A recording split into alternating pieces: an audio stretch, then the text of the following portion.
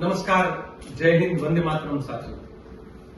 આજે circuit house ખાતે અમે પશુપાલકો અને માલધારી મિત્રો મળ્યા અને ગહન મંત્રણાઓ કરી એમાં એક અભ્યાસની ચર્ચા થઈ કે ગુજરાતમાં પશુપાલકો સાથે, દૂધ ઉત્પાદકો સાથે, માલધારીઓ સાથે સરકાર કેવું ગજબનું ષડયંત્ર કરી રહી છે।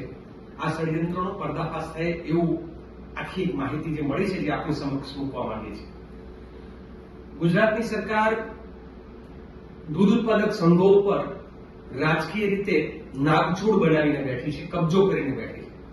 અમે આજ મિત્રોએ ચર્ચા કરી કે ભાઈ શાકભાજી હોય, અનાજ હોય કે કોઈ પણ ઉત્પાદન હોય જેનો ભાવ સરકાર નિયંત્રણ કરતી હોય એવી કઈ વસ્તુ, તો માત્ર એક જ વસ્તુ છે જેના ભાવનું નિયંત્રણ સરકાર કરે છે અને એ દૂધ છે। એટલે મિત્રોએ સૂચન કર્યું કે દૂધનો જ ભાવ જે છે એમ સરકાર કેમ નિયંત્રણ કરે? ગજબની ઘટનાઓ સામસામે બને છે। એક બાજુ ગૌચરો ખાઈ જવાના, વેચી મારવાના, બીજી બાજુ પશુપાલકો શહેરમાં ના રહી શકે એના માટે અહીંથી તગેડી મૂકવાના, ત્રીજી બાજુ એ લોકો ગામડામાં રહીને જે ડેરીઓમાં દૂધ ભરાવે, આ ડેરીઓના અંદર ભરાવવામાં આવતા દૂધના ભાવમાં છેલ્લા 20 વર્ષમાં આપણી સાથે શું બન્યું? પહેલો દસકો 2004 થી 14 નો, જેમાં વાર્ષિક 28% દૂધના ઉત્પાદનની અંદર, દૂધના ભાવની અંદર દૂધ ઉત્પાદકને ભાવ વધારે મળતો હતો, એના દર વર્ષે 28% દૂધની અંદર ભાવમાં વધારો થતો જતો હતો। પરંતુ 14 થી 24 માં એવું તે શું બન્યું કે આ જ દૂધનો ભાવ છે એ માત્ર 3.5 થી 6.5% વચ્ચે જ વાર્ષિક વધારો થયો। તો કોઈને એમ થાય કે કદાચ આ એટલા માટે નહીં વધ્યો હોય કે કહેવાતું સુશાસન અમૃતકાળ એટલે કદાચ નહીં વધ્યું હોય। તો પછી ખર્ચના આંકડા જોયા, ખર્ચના આંકડામાં વાર્ષિક 25 થી 30% નો વધારો છે। એટલે દૂધ ઉત્પાદકોને વાર્ષિક 25 થી 30% ખાંડ અને ચારની અંદર ભાવ વધારે આપવા પડે છે, જ્યારે દૂધ પેદા કર્યા પછી જે વેચે એમાં માત્ર 3.5 થી 6.5% નો વધારો। સરકાર કેમ આવું કરી રહી છે? સરકાર આવું કરવા પાછળનું સ્પષ્ટ કારણ છે, કારણ કે ગામડામાંથી પશુપાલકો ખતમ થાય એટલે એમને સસ્તા મજૂરો જોઈએ છે। ગામડામાં રહેતા 45 લાખ પરિવારો એટલે કે 2 કરોડ લોકો જેનું ગુજરાન, જેનું જીવન જેની ઉપર ચાલે છે, એ દૂધનો ઉજળો ધંધો ખતમ થાય તો આપણી અત્યારની આ સરકાર ન્યુઝીલેન્ડથી, ઓસ્ટ્રેલિયાથી જે બારોબાર દૂધ લાવીને વેપાર કરવા માંગે છે એ વેપાર કરી શકે એના માટેનું આ એમનું ષડયંત્ર છે। એની સામેની લડતના મંડાણનો કાર્યક્રમ નક્કી કર્યો 26 નવેમ્બર, માલધારી દિવસ, પશુપાલક દિવસ, દૂધનો દિવસ, ડોક્ટર કુરિયનનો જન્મ દિવસ, આપણા બંધારણનો દિવસ।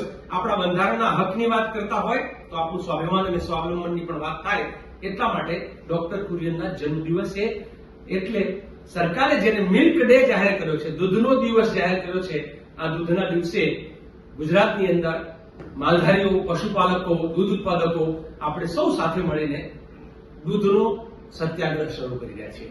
આ દૂધના સત્યાગ્રહની માંગણી શું છે?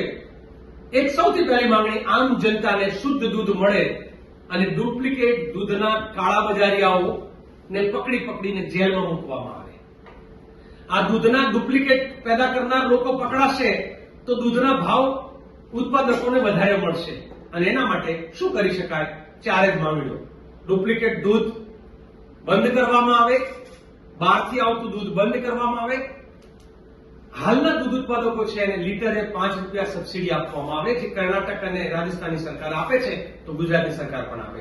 દૂધનું એમએસપી જાહેર કરવામાં આવે। હિમાચલની સરકારે ડુંગરાળ પ્રદેશમાં દૂધના એમએસપી આપ્યા, ત્યારે આપણે તો દૂધની ક્રાંતિના આગેવાન, શ્વેત ક્રાંતિના આગેવાન, તો અહીંયા આપણને દૂધની એમએસપી જાહેર કરવામાં આવે અને દૂધના ભાવને મુક્ત બજાર બનાવવામાં આવે। જે રીતે સહકારી અને સરકારી નાગચૂડથી દૂધના ભાવનું નિયંત્રણ કરીને દૂધ ઉત્પાદકોને ખતમ કરી નાખવાનું ષડયંત્ર છે, એમાંથી દૂધને મુક્ત કરવામાં આવે। આ માંગણીઓ સાથે 26મી તારીખે આપ સૌ જ્યાં પણ છો 5.25 દૂધ આજુબાજુના ગરીબોને, આજુબાજુના પડોશીઓને, સંબંધીઓને એ આપીને 5.25 દૂધ દ્વારા આપ સૌ અણુજા પાડો એવી આશા અને અપેક્ષા સાથે અમે અમદાવાદની અંદર આ કાર્યક્રમ કરવા જઈ રહ્યા છીએ કે 500 લીટર દૂધનું મફત વિતરણ કરીને અમદાવાદના એક સ્થળ ઉપર અમે લોકો દૂધના સત્યાગ્રહની શરૂઆત કરશું. આપ પણ દૂધને સત્યાગ્રહની શરૂઆત કરો. આભાર, ધન્યવાદ.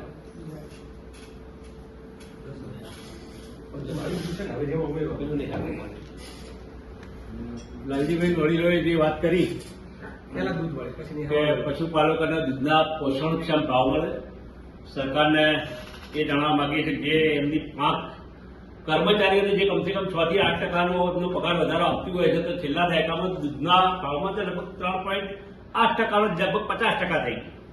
તો આવો અન્યાય કેમ? તમે ગાય ગોચર લૂંટી ગયા હોય, જે પશુપાલન થોડું ઘણું પશુપાલકો કરી રહ્યા છે, તો એમનો મુખ્ય ભાવ આપવામાં આવે. બીજી વાત એ હતી કે અમદાવાદમાં અને મોટા શહેરોમાં અનેક ઓર્ડરો પછી ગાય પકડવાની જે વાત હતી, એમાં અમદાવાદના ડેપ્યુટી કમિશનર નેહા કુમારી જે હતા એમને બેફામ વર્તન કર્યું. તો સરકાર સ્પષ્ટતા કરે કે રાજ ગોપાભાઈનું છે કે પોપાભાઈનું. એક આઈએસ અધિકારીને કદાચ કોઈ એવા નોમ નથી જે હાથમાં દંડો લઈને કોઈ બેનના મન ફાવે એમ બોલે. દલિત સમાજે સંગઠન આંદોલન રજૂઆત કરી હોય છે, અમે એમની સાથે જ છીએ. અધિકારીઓને પણ ભાન હોવું જોઈએ કે એમનો પટ્ટો સાઈડ વચ્ચે ઉતરી જતો હોય છે, કોઈની જાગીર નથી. સરકાર દરેક સમાજોને કરડી રહી છે. હવે મુખ્ય વાત અમારી જે છે કે પશુપાલકોને મુખ્ય એમના ભાવ મળે, સરકાર દૂધના ભાવની મિનિમમ સપોર્ટિંગ ભાવ એનો જાહેર કરે.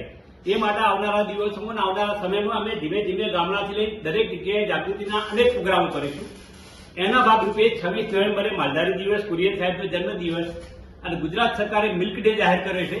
એ દિવસે જાગૃતિના કાર્યક્રમો થકી આ આંદોલનની, આ કાર્યક્રમની અમે શરૂઆત કરી.